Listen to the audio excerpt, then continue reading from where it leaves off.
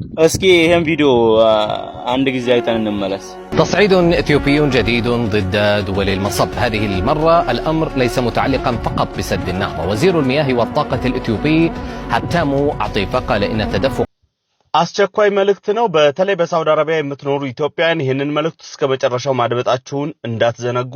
ከዛ በፊት ይህን ቪዲዮ ለሁሉም እንዲደርስ ላይክ፣ ሼር፣ ሪፖስት፣ ኮፒ ሊንክ አድርጉ። የፎሎ ምልክቷንም በመጫን ፎሎ አድርጉ። ወደ መረጃው ስገባ እንደሚታወቀው ሰሞኑን በተለይ በሳውዲ አረቢያ በርካታ ኢትዮጵያውያንን ያሳዘነ አስጸያፊ ተግባር ተፈጽሟል። ይህንን ተከትሎ እንግዲህ አሁን ምሽቱን በሪያድ የሚገኘው የኢትዮጵያ ኤምባሲ መግለጫ አውጥቷል። መግለጫው እንደሚከተለው አቀርብላችኋለሁ።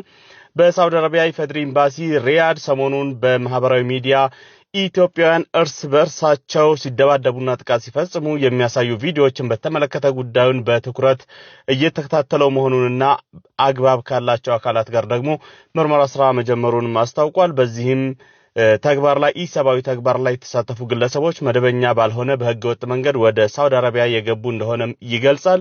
እነዚህ አካላት በበረሃማና ገጠራማ አካባቢ በመሸሸግ ምክንያታቸው በግልጽ ባልታወቀ ጉዳይ ቡድን ወይም ደግሞ ጎራ በመፍጠር እርስ በርሳቸው ግጭት ሲፈጥሩ እንደነበርም ተደርሶበታል ብሏል። እስካሁን በተደረገው ክትትልና ጥረት አንድ ተጠርጣሪ በሳውዲ አረቢያ ፖሊስ ቁጥጥር ስር መዋሉን አስታውቋል። ኤምባሲው ችግሩን ከምንጩ ለማድረቅና በዚህ ወንጀል የተሳተፉትን ሁሉ ለህግ ለማቅረብ ከሚመለከታቸው አካላትና የሀገር ሽማግሌዎች ጋር በቅርበት እየሰራ እንደሚገኝም ገልጿል። ኤምባሲው እነዚህን ወንጀለኞች በቁጥጥር ስር ለማዋል የሚያስችለውን ማንኛውንም ተዛማጅ መረጃ ወይም ጥቆማ ያለው ወገን በአስቸኳይ ለኤምባሲው እንዲያቀርብ በአክብሮት ጥሪ ተላልፏል። ይህንን መረጃ የሰማችሁ መረጃውን ያላችሁ በሙሉ አስቸኳይ ለኤምባሲ መረጃውን አቅርቡ። ባካችሁ ድንበር አካባቢ ያላችሁ ኢትዮጵያኖች እስኪ ይህንን ነገር በደንብ አስቡበት። በቃችሁ በሉት ለአንዴና ለመጨረሻ። ትርፉ ለምስኪን ነው። የመንም ውጡልኝ አለች። ሳውዲ አረቢያም ተፍቲሹን እንደቀጠለ ነው። ውጡልኝ እያለ ነው። እንግዲህ ትርፉ ለምስኪን ነው። እነሱ ላይ ታዩ ላይ ይገኙ ይችላሉ ገዳዮቹ። ግን በጣም የሚያስጠላ ነገር ምን እንደሆነ ታውቃላችሁ? ያንን ሰው እየታረደ እርስ በርስ የተለቀቀው ቪዲዮ አረቦች ሲያዩት እኛን እንዴት ብለው ነው የሚቀጥሩ ሰራተኛ? አስባችኋል? ግን ሀበሻ ራስ በራሱ እንደዚህ ሲደራረግ አረቦች እንዴት ብለው ያምኑናል? እንዴት ብለው አይፈሩንም?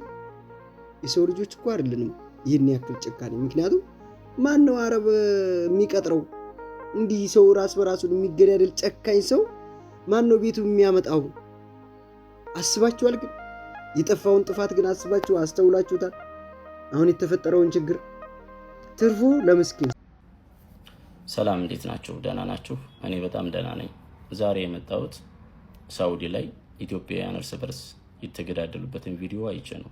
በጣም ነው የሚገርመው፣ በጣም ነው የሚያሳዝነው።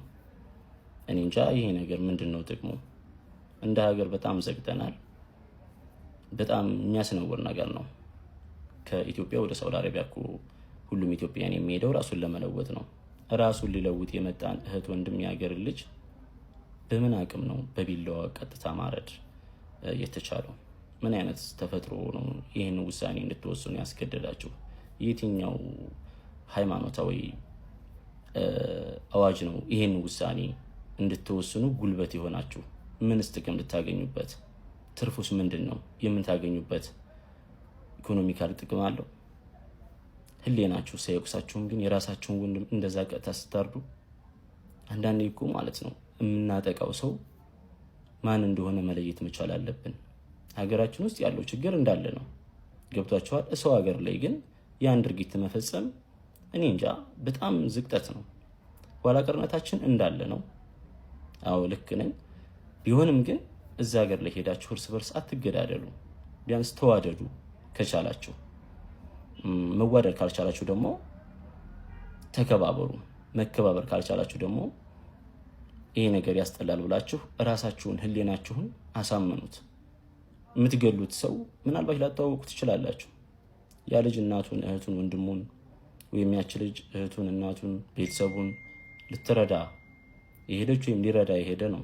መቼም ራሳቸውን ለመለወጥ ነው እዚህ ሀገር የሚገደው እንጂ ለመገዳደል ብሎ ሳውዲ አረቢያ ድረስ የሚሄድ የለም። ስለዚህ እንደዚህ አይነት ነገር ቢቀርባችሁ በጣም የተሻለ ነው። እባካችሁ ድንበር አካባቢ ያላችሁ ኢትዮጵያኖች እስኪ ይህንን ነገር በደንብ አስቡበት፣ በቃችሁ በሉ። እኔ በነገራችን ላይ ይቅርታ አድርጉልኝና የባሰውን ያዝልን የምልበት ዘመን ላይ አይደለም ያለሁትና ምክንያቱም የባሰ ነገር አለ ብዬ ማሰብም ይከብደኛል።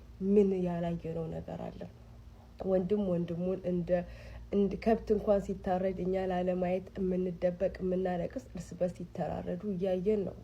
የሚገርመው ፓርት ምንድነው?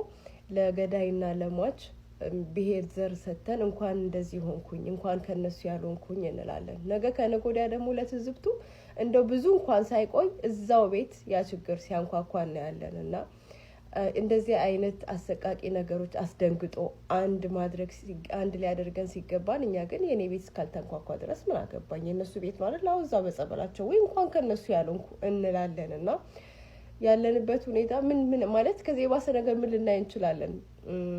በእኛ ዘመን ያልታየና ገና ያላየው ነው ክፋት ጥጋለ እንዴ አንተ እንዴት አስተራረድ ይጠፋባል ተብሎ እዛ በኮሜንት ተቀምጠው በርታ ሲሉ እዛ ወንድም እንደው ለእናቴ አንድ ነኝ ልትረፍላት እያለ ሲታረድ አየን። እጅህንም እዚህ ጋር አስቀምጥ ተብሎ እጅ ሲቆረጥም አይተናል። በየቦታው አይተናል። እኛ ግን ዛሬም ለበዳይና ለተበዳይ ታፔላ ለጥፈን ሁሉም የየራሱን ነው የሚቀራመተውና ይሄ ነገር በጋራ በቃ የሚባለው መቼ ነው? እኔ በኦሮሞነት ያፈርኩ ተሸማቀቅኩ አላላችሁ። ምን ያሳደገኝ ማህበረሰብ ይሄ አይደለም። እኔ ይሄንና መሰሎቻቸው ከየት እንደወጡ አላውቅም። ክፋትም ደግሞ መጥፎነትም ደግሞ ብሔርም ዘርም ሃይማኖትም የለውም። በዚህ ነገር ተስማምተን በቃ እስካላልን ድረስ ትላንት እዛ ጋር በሩቅ ያየኸው ችግር ነገ ቤትህ አንኳኩቶ እንደሚመጣ አትጠራጠሩ። ጭራሽ በሰው ሀገር ይዘገንናል።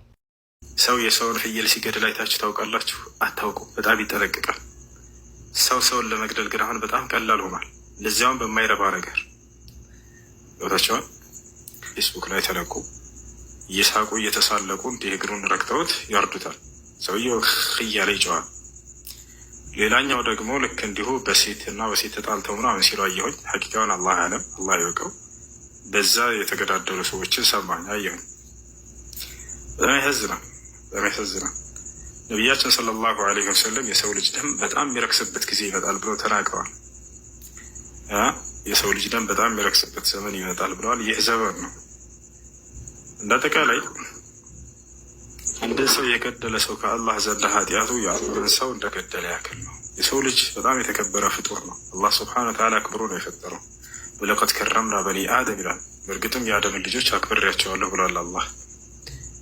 الله باريلا وتعالى من أجل ذلك كتبنا على بني إسرائيل أنه من قتل نفسا بغير نفس أو فساد في الأرض فكأنما قتل الناس جميعا ومن أحياها فكأنما أحيا الناس جميعا إلى يعندن سو نفس يتفا يعلمن سو نفس عند تفا يقدر على الله سو نيالو مسلم كريستيان أمارا أورومو تقري على العالم سو يعندن سو نفس يتفا يعلمن سو نفس عند تفا نوالا የአንድን ሰው ነፍስ ከሞት የታደገና ያዳነ ደግሞ ያተረፈ የዓለምን ሰው ነፍስ እንዳተረፈ ነው አለ። ሰው ነው ያለው አሁን።